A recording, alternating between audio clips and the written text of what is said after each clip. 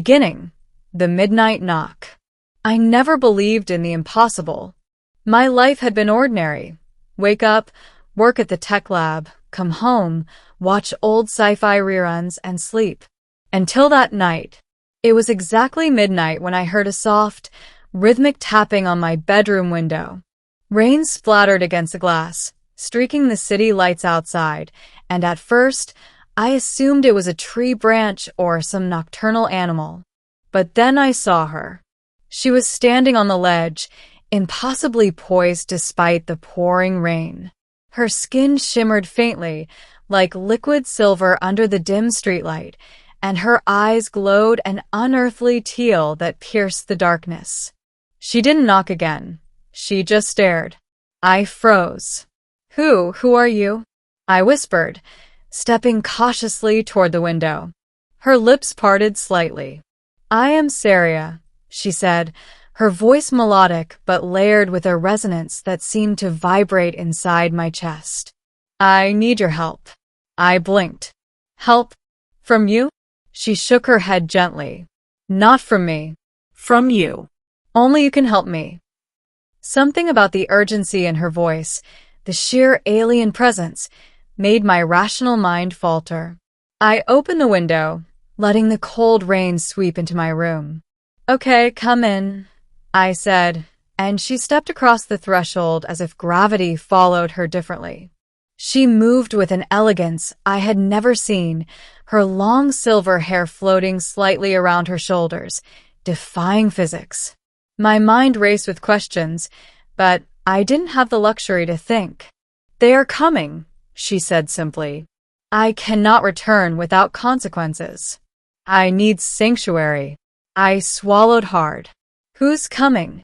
Her eyes flickered with something I couldn't name. They are my people. They enforce obedience. They will not allow me to choose. Only you can stop it. Only your shelter can protect me. The middle. Secrets in the night. The hidden truth. Once inside, she told me about her people, the Valari, an ancient alien civilization that governed their members through strict pairing and obedience protocols. Individual choice was considered a threat to the species' survival. They would see me return as disobedient and punish me, she explained, her eyes reflecting faint streaks of teal light. I've fled across galaxies. I have no one else. I couldn't believe what I was hearing. My apartment, my quiet human world, had just become a refuge for an alien fugitive. I don't even know how to help you, I admitted. I mean, what can a human do against an advanced alien civilization? You can hide me. You can protect me, she said softly, stepping closer. And you can accept me. I froze. Accept you? Her gaze softened. Yes. Accept me as I am, and in doing so, you give me life, freedom, choice. I realized that she wasn't just seeking physical protection. She needed acknowledgement, acceptance of her autonomy, something her people would never grant. Tension builds. Over the next few nights, we prepared. I set up makeshift sensors and improvised shields using spare tech from my lab. She moved with incredible precision, helping me fortify my apartment while teaching me alien techniques I could barely comprehend. The bond between us grew quickly. It wasn't romantic, at least not at first. It was something deeper, reliance, trust, and the raw intensity of sharing a secret that could kill one of us if discovered. One evening, she sat across from me, her glowing eyes studying me. Humans are fascinating, she said. Your kind chooses unpredictably. You do not follow the logic of survival, and yet you act with empathy. I chuckled nervously. Yeah, empathy. Dangerous, I know. She tilted her head. No. Powerful and rare. That is why I came to you. That is why I trust you. First encounter with the pursuers. It happened on the fourth night. A faint hum resonated through the city. Outside, The sky glowed with streaks of silver light. Ships from her people had arrived. They scanned the streets systematically, seeking Serya. "They've found me," she whispered, a note of fear in her melodious voice. "We must move." I followed her out the fire escape, down narrow alleys, and into the subway tunnels. She led me with incredible speed and awareness, her senses alert to every movement and sound. "You will not survive this if you stay behind," she said. "You must trust me." I trusted her. Somehow, I always had. The pursuers were relentless, Valari enforcers in sleek armor, moving with a precision that made human soldiers look clumsy. But Serya had powers I could barely understand. She could manipulate energy fields, phase through barriers, and cloak her presence. Together, we evaded capture, relying on quick thinking, improvisation, and the strange synchronicity that had formed between us. Learning each other. During brief respites in abandoned subway stations, Serya revealed more about her world.